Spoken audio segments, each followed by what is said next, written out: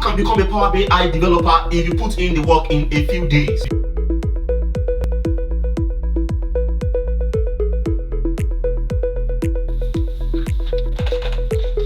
Many people like to earn big money like guys in the tech industry but are scared to start a career in tech because of coding and learning new programming languages. What if I told you that you can earn big in the IT industry as a data analyst? You can determine to become proficient and specialize in one of the data analytics and visualization tools out there.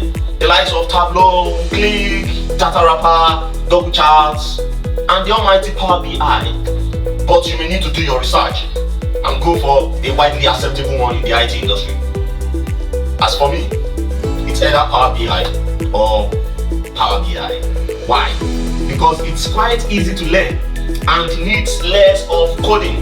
I don't have to learn some new programming languages because I want to use Power BI. You can become a Power BI developer if you put in the work in a few days. If you ever doubt yourself, that's why we are here. We can help you become a confident business intelligence expert by using Microsoft PowerBI to extract data, transform data, load data, model data, visualize data, and publish data to your organization and external recipients.